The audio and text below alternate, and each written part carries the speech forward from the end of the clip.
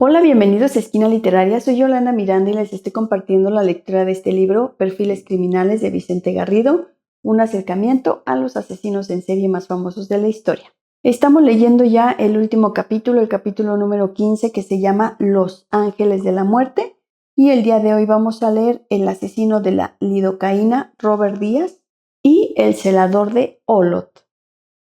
El asesino de la lidocaína, Robert Díaz. La lidocaína es un anestésico local utilizado por los odontólogos y está también indicado para sujetos que padecen arritmias ventriculares como taquicardias o fibrilación ventricular. Esta es la sustancia que Robert Díaz inyectaba a sus pacientes en el hospital del municipio de Perris, en el condado de Riverside, en California, donde trabajaba en la unidad de cardiología después de haber estado empleado en otros hospitales. En el juicio, Díaz negó su responsabilidad en las muertes, pero fue incapaz de explicar por qué en los 12 homicidios que se le imputaban se hallaba una dosis elevada de lidocaína. Los hechos más relevantes de este caso se presentan en el siguiente cuadro. Algunos datos sobre el caso Robert Díaz. Robert Díaz era un estudiante mediocre, tenía 15 o 12 hermanos según la fuente y solo pudo completar 10 años de escolaridad. Por sus frecuentes enfermedades, fue criado por su abuela. Se enroló con los Marines a los 18 años, pero pronto fue dado de baja, ya que se ausentó sin permiso durante 6 semanas. Se casó en 1961 y se divorció en 1972, época en que estudió enfermería e insistía a sus amigos para que le llamaran Dr. Díaz. Se volvió a casar y tuvo 5 hijos en esos 2 matrimonios. Murió de causas naturales el 11 de agosto de 2010 en el corredor de la muerte a la edad de 72 años. Debía ser ejecutado en la cámara de gas de la prisión de San Quintín. Fue condenado por matar a 12 pacientes administrándoles dosis masivas de lidocaína, 1000 miligramos o más cuando lo normal es de 50 a 100 miligramos. Pero podemos suponer que su cuenta fue más elevada por 2 razones. En primer lugar, porque el 30 de marzo de 1981, el mismo día que llegó al hospital de la población de Perris, en California, ya acabó con una paciente. Y en segundo lugar, porque muchos de sus pacientes fueron incinerados y ya no se les pudo realizar la autopsia, lo que hubiera podido acreditar más envenenamientos. ¿Por qué fue tan prolífico en sus crímenes en el hospital de Perris? Mató a 12 personas entre el 30 de marzo y el 25 de abril de 1981. Fue un mes en el que emprendió una auténtica caza al paciente. En una entrevista a un periódico cuando solo era un sospechoso, explicó que no era habitual que se hicieran autopsias en ese hospital.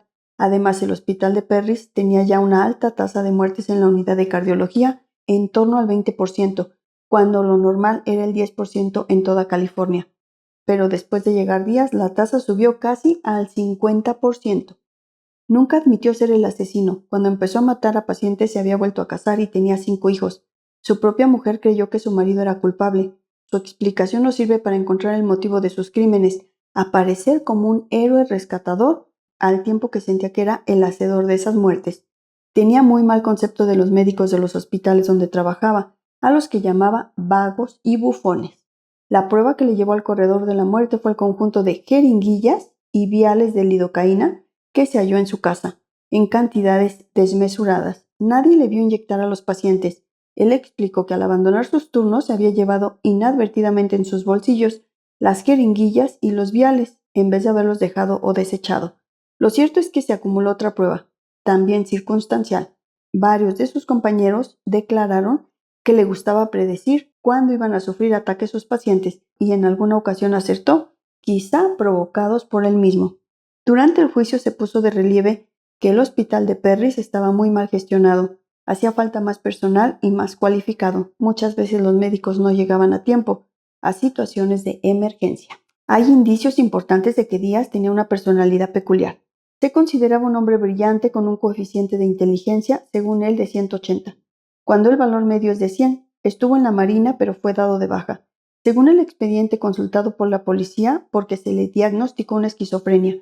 En el registro de su casa se halló material sadomasoquista. ¿Por qué mataba a sus pacientes? Ya que él no confesó crimen alguno, solo tenemos los datos de las valoraciones que se hicieron durante el juicio. Se plantearon 3 posibles razones. La primera es la habitual en estos casos. Mató por compasión, para evitar el sufrimiento de las personas que estaban a su cargo. La segunda señalaba el hecho simple de que le gustaba matar, que disfrutaba con ello, es decir, una adicción al crimen y al poder que se derivaba de este, que en realidad es una explicación tan general que puede ser aplicada a todos los asesinos en serie. La tercera hipótesis indicaba que Díaz tenía una necesidad patológica de demostrar que sabía más de medicina de emergencia que los jefes médicos que le daban órdenes. Salvar a alguien que estaba a punto de morir, lo que provocaba el propio Díaz con el suministro de la lidocaína. Le convertía en un auténtico héroe. Al trabajar solo en el turno de la noche, Díaz tenía la posibilidad de sentirse realmente un médico y no uno de esos inútiles que tienen ese título. Esta última explicación es interesante, pero se hace difícil mantenerla cuando el ángel de la muerte mata a 2 personas o más en una misma noche y emprende esa huida hacia adelante en el crimen a lo largo de un único mes, en el que mata a 12 pacientes. Ha de haber necesariamente una notable tensión increciendo que exige el acto de matar para callar un impulso o una ansiedad que lo va arrollando todo a su paso. Y eso fue lo que ocurrió en el caso de Díaz. El último día en que mató lo hizo por partida doble. En esta ocasión sus víctimas fueron un hombre de 65 años y una mujer de 86. Esa noche murió una tercera persona, pero dado que el cadáver fue incinerado, su muerte no se pudo relacionar con Díaz.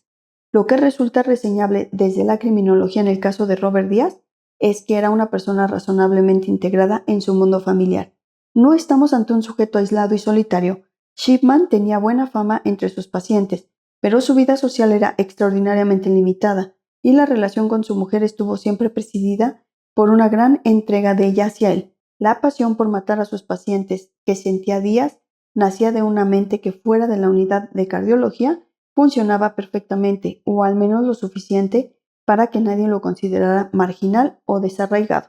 El diagnóstico de esquizofrénico que obtuvo cuando sirvió en los Marines parece poco creíble, dado que una patología mental como esa tendría que haberle impedido mostrar un funcionamiento normal durante tanto tiempo. Cuando fue arrestado tenía 43 años. Ciertos aspectos del carácter, raros o excentricidades, no bastan para emitir un diagnóstico de enfermedad mental tan grave como aquel. Mi opinión es que estaba profundamente frustrado por no haber sido médico, o mejor, por no haber podido gozar del poder y el estatus que estos poseen. Poniendo a sus víctimas en situaciones cercanas a la muerte y estando él de enfermero, podía actuar con rapidez y salvar esa vida. Frente a sus compañeros y ante el cuerpo directivo del hospital, el ego del enfermero subía muchos enteros. Díaz se refirió en varias ocasiones a que él había salvado muchas vidas. El problema fue que hubo al menos 12 pacientes que murieron porque él no los pudo salvar. Después de haberles inyectado lidocaína, ese pulso con la muerte puede ser realmente adictivo. Todo el proceso, desde seleccionar a las víctimas pasando por la inyección de la sustancia, la espera ansiosa de la aparición de los indicadores de alarma en los aparatos y terminando en su intervención salvífica, se adueñó de su inteligencia y de su voluntad. El celador de Olot. El año 2010 fue testigo de la aparición por primera vez en España, al menos que se haya sabido, de un asesino en serie del tipo Ángel de la Muerte. El lugar fue el municipio de Olot, en Gerona, célebre ya años atrás por un largo y tortuoso secuestro que mantuvo a los medios muy ocupados. También es el lugar donde se produjo uno de los casos de asesinato en masa u homicidio múltiple en un solo acto que se analiza en otro lugar. El 30 de noviembre de ese año, Joan Vila, celador de la residencia de ancianos de Caritat en Olot, reconoció haber matado a 11 ancianos que estaban bajo su cuidado delante de la jueza del juzgado de instrucción número 1 de esa ciudad. Previamente había confesado haber matado a 3 de ellos, pero llegó el momento en que decidió contar, aparentemente, toda la verdad. Que el declarante manifiesta que quiere volver a declarar habida cuenta que quiere confesar su intervención en fallecimientos ocurridos en la residencia La Caritat y solicita que se lea por su señoría el nombre de las personas que han fallecido en su turno de trabajo a efectos de poder recordar su intervención o no en esos fallecimientos. Y así empezó una letanía de muertes, 11 en total, lo que presuntamente convierte a Vila uno de los mayores asesinos de la historia de España. La confesión de Vila se produjo después de que el juez ordenara exhumar 8 cuerpos de personas que perdieron la vida durante su turno de trabajo. Las víctimas resultaron ser 9 mujeres y 2 hombres, todos ellos de avanzada edad y delicado estado de salud. El celador de Olot explicó durante 3 horas que había acabado con 6 de las 8 personas exhumadas por el juez, además de otras 2 víctimas en agosto y octubre de 2009, y dudó sobre si había asesinado también a otro hombre. No recuerdo bien lo que pasó, pero creo que no intervine en su fallecimiento. La prensa recogió con sumo interés esa confesión sensacional. A las 3 víctimas reconocidas hasta ahora, Paquita Gironés, Sabina Mas-Lorentz y Montserrat Guilamet, a las que envenenó con lejía y productos de limpieza. El celador admitió ayer haber acabado también con la vida de Montserrat Canalís, Joan Canal, Luis Salleras, Carme Vilanova, Isidra García, Teresa Puig, Rosa Barbures y Francisca Matilde Fiol. 6 de las nuevas víctimas, según la confesión, murieron por un cóctel de barbitúricos, mientras a otras 2 les inyectó una dosis alta de insulina. Según Vila, todas ellas estaban en situación crítica y podrían haber muerto de manera natural con el paso de los días. El celador indicó que pedía declarar ahora ante el juez porque en su primera comparecencia estaba muy confuso y nervioso, y que en cambio ayer se sentía tranquilo. Igual que mantuvo en su primera confesión, defendió que había contado toda la verdad. Vila no aclaró por qué pasó de utilizar fármacos a lejía y detergentes para matar a sus 3 últimas víctimas. A día de hoy me pregunto por qué cambié el método, dijo a preguntas del fiscal. El interrogado dijo que los había matado por compasión, por pena. En la declaración judicial ante las preguntas del fiscal se puede leer: no piensa que las ha matado, sino que las ha ayudado a morir.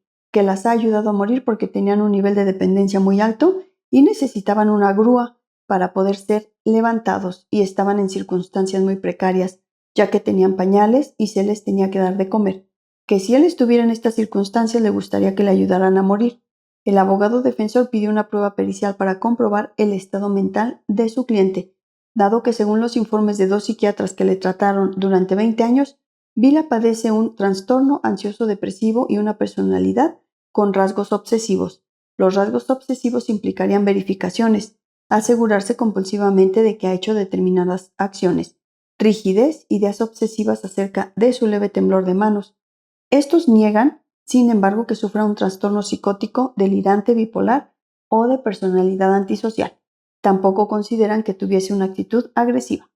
Durante los 5 años que trabajó en La Claritat, nadie se percató de los asesinatos que, según ha reconocido, cometió, ni la Generalitat de la Cataluña, que mantiene un concierto con el centro, ni los responsables de la residencia detectaron anomalías. La Caritat es un centro asistido sin ánimo de lucro, que funciona con un patronato que la gestiona. De las 60 plazas que tiene, 39 son concertadas. Un portavoz de la administración aseguró la semana pasada que nunca se habían detectado deficiencias relevantes en las inspecciones. La última se había realizado en marzo. El atestado policial tras la muerte de Paquita Gironés indica que Vila se valía de la ausencia de enfermeras y médicos por la noche durante los fines de semana y festivos. Eso le permitió llevar la voz cantante y realizar sus actos con total impunidad y disponiendo de tiempo suficiente para garantizar la muerte de la víctima sin ninguna asistencia con cualificación médica. La normativa autonómica catalana no obliga a que haya personal clínico durante las noches en este tipo de centros. El juez del caso sospecha además que los médicos certificaban los fallecimientos sin examinar los cuerpos, lo que habría facilitado los crímenes de Vila. Los propios ancianos de la Caritat, en varias declaraciones, comentaron que era algo raro que muriesen siempre personas en el turno de Vila. Incluso el acusado se llegó a jactar de la situación. ¡Qué mala suerte! Siempre se me mueren a mí. Desde hace unos cuantos fines de semana se me mueren a mí, comentaron sus compañeras en declaraciones policiales que había dicho el celador. El juez le preguntó ayer uno a uno por todos los fallecidos en la Caritat desde que él entró a trabajar en diciembre de 2005. Vila negó haber tenido nada que ver con las muertes anteriores a agosto del año pasado. En la residencia geriátrica han muerto 59 personas desde que Vila fue contratado, 27 durante su turno, fines de semana y festivos. Según su confesión de ayer, Vila mató a 9 de las 15 personas que han fallecido durante este año 2010. En 2009 asesinó a 2 más. El caso de Paquita Gironés desenmascaró los crímenes confesados por Vila. La anciana empezó a agonizar el domingo 17 de octubre a las 8 de la tarde. Vila trató de evitar que la mujer pasase por el hospital, según la declaración de 2 de sus compañeras. Esas mismas mujeres aseguraron que la anciana y él se odiaban. Este detalle es importante. Las motivaciones de los ángeles de la muerte pueden ser complejas y confusas y variar de acuerdo con el paciente de que se trate y las circunstancias vitales del asesino. Si Vila odiaba a Gironés, el poder gratificante que sentía al matar podía unirse al gozo de la venganza, lo que aumentaría esa placentera sensación de administrar la muerte. En su confesión sostuvo que las mató por impulso, que si hubiera pensado lo que estaba haciendo no lo hubiera hecho, y se excusó en la mezcla de bebida y de medicación. Tomaba varios fármacos porque vio que mezclando el vino con los medicamentos tenía más vitalidad.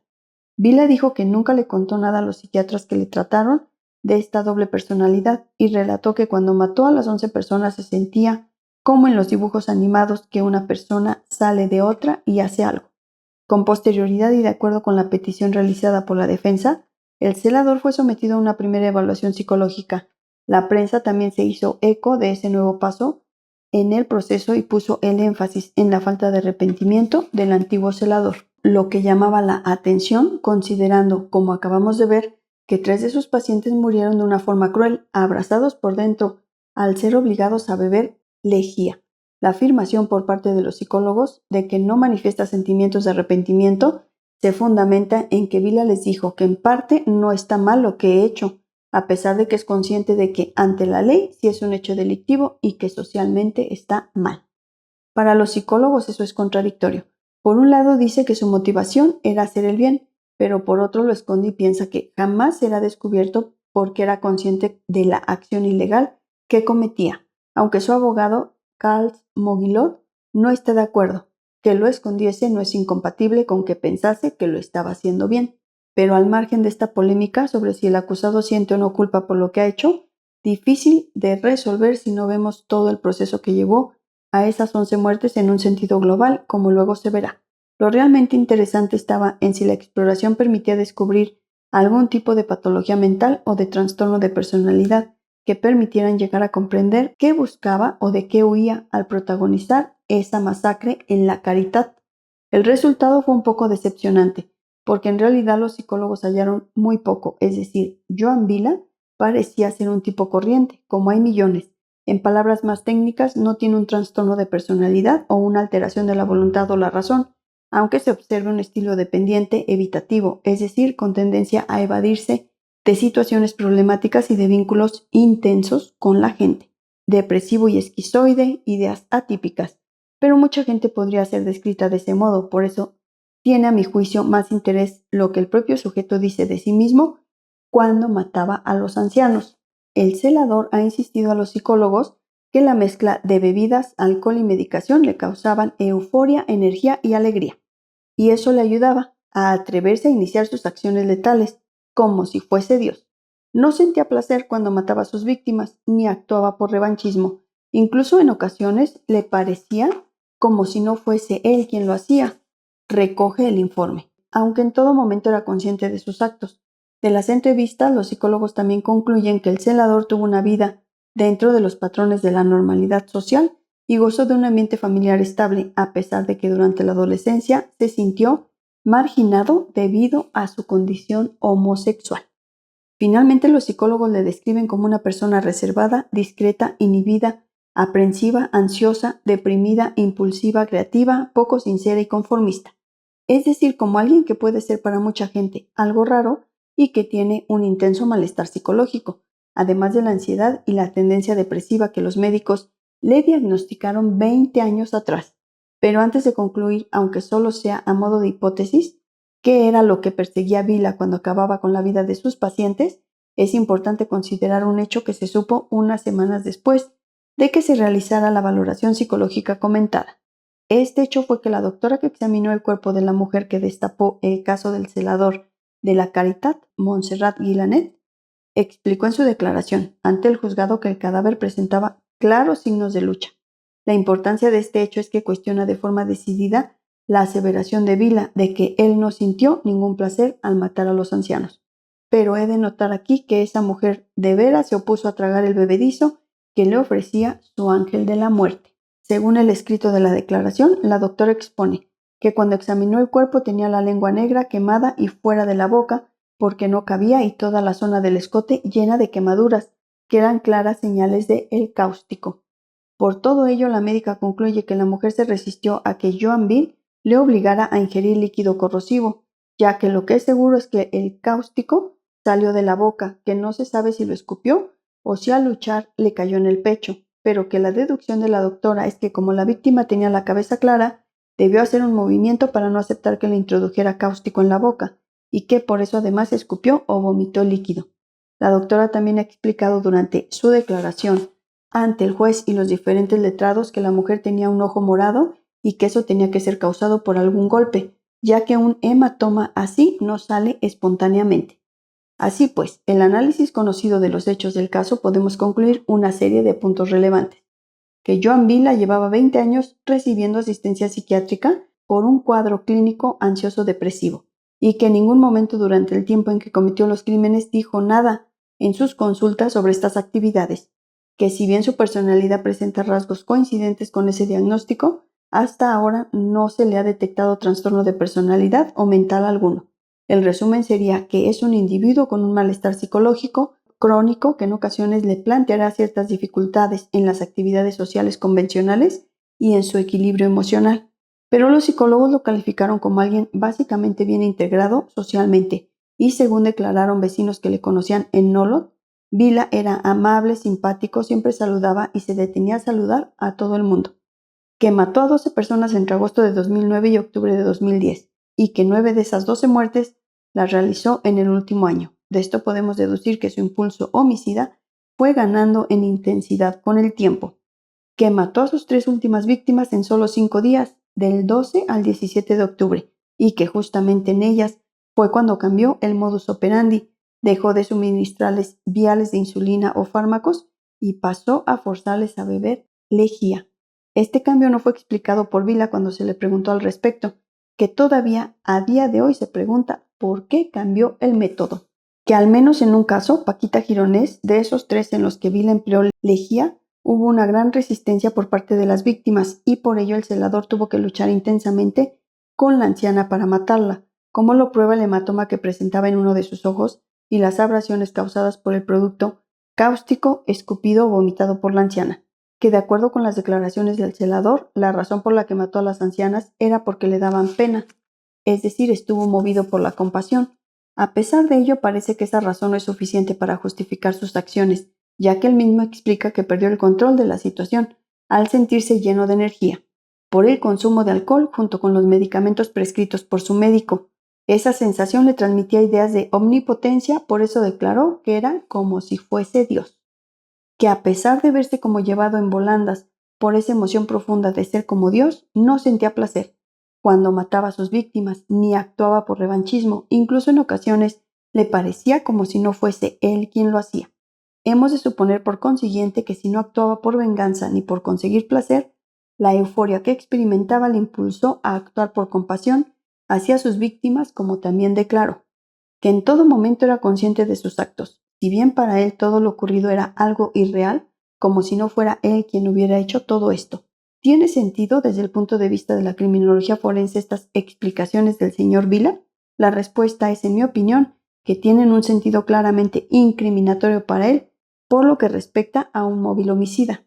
Por una parte es obvio que el sentimiento de euforia y omnipotencia, el sentirse como si fuera Dios, es lo que caracteriza la motivación esencial de este tipo de asesinos en serie. Los casos de Shipman y Díaz, revisados en este capítulo, señalan que era la posibilidad de matar a las víctimas, sin ningún otro beneficio, lo que realmente excitaba a los autores de los crímenes. Shipman iba a casa de las mujeres que previamente había atendido en su consulta, con frecuencia solo 1 o 2 horas antes, solo para inyectarles morfina y matarlas. Está claro que esta urgencia respondía a una necesidad vital del sujeto, que paradójicamente se satisfacía con la muerte de sus pacientes. Díaz, cuyo caso tiene parecidos notables con John Vila, tiene una mala opinión de los médicos y una opinión muy buena de sí mismo, y encuentra un sistema para demostrar a los demás lo bueno que es acudir en el último momento para salvar la vida de los pacientes, que él mismo ha puesto en peligro. Pero es claro que Díaz deseaba la muerte de esas personas, o al menos no le importaba si morían. Los pacientes eran instrumentos para un juego macabro, donde de nuevo encontramos la auténtica raíz de estos actos, jugar a ser Dios. Vila, casi sin darse cuenta, explica la auténtica motivación, solo que él la adorna diciendo que tales estados de euforia fueron el producto de mezclar fármacos con alcohol. Pero nosotros sabemos que eso mismo lo han sentido otros muchos ángeles de la muerte, sin necesidad de consumir nada. Por otra parte, por la autopsia de al menos una de las fallecidas, Sabemos que Vila tuvo que esforzarse por vencer la resistencia de la mujer que trataba de defenderse y que esa muerte, junto con otras dos, las últimas, trajo grandes dolores a esos pacientes. ¿Cómo encajar esto con la idea de la compasión? En otro orden de cosas, vemos que Vila trata de ofrecer diversas ideas sobre su conducta para intentar dar una mínima explicación que parezca humana, pero el problema es que no hay manera de lograr esto. Es el caso de cuando dice que en realidad es como si otra persona hubiera sido la responsable de todo. Así, en su declaración ante el juez podemos leer que quiere explicar que cuando cometía esos hechos era como ocurre en los dibujos animados, que una persona sale de otra y hace algo, que sabe que fue él quien ayudó a morir a las personas, pero no tiene conciencia del control de lo que hacía y que era como si actuara otra persona. Esta explicación es un clásico dentro del asesinato serial. Ted Bundy hablaba del monstruo dentro de mí, es el factor X de Dennis Rader. El psiquiatra irlandés, en la reconstrucción que hace ante el juez del homicidio de Nagor Lafag, se mira las manos con las que la estranguló, aunque en realidad solo empleó una mano, como si fueran las manos de otra persona, y afirma no recordar nada de la brutal paliza con la que preparó su muerte. Y en el caso del hijo de Sam, ¿cómo calificar sus escritos a la policía o los periódicos, sino como manifiestos egocéntricos que revelan a una persona que ha decidido que va a actuar como si fuera Dios y que se vanagloria de ello? Por esta razón, no hay contradicción alguna entre no arrepentirse y declarar lo anterior. El hecho cierto es que actuar bajo un estado de euforia es algo placentero. Y ese placer es tanto mayor cuanto que en ocasiones exige violentar y golpear a la víctima para provocar su muerte, como probablemente ocurrió en este caso. Por otra parte, si actuó motivado por la compasión, como afirma en otro momento de la declaración, ¿por qué arrepentirse? Está claro que hacer lo que hace no le causa tristeza ni gran pesar. De hecho, nunca cuenta nada a su psiquiatra, y está claro, aunque Vila lo niegue ante el juez, que esos homicidios fueron precedidos por un rumiar obsesivo de esa idea.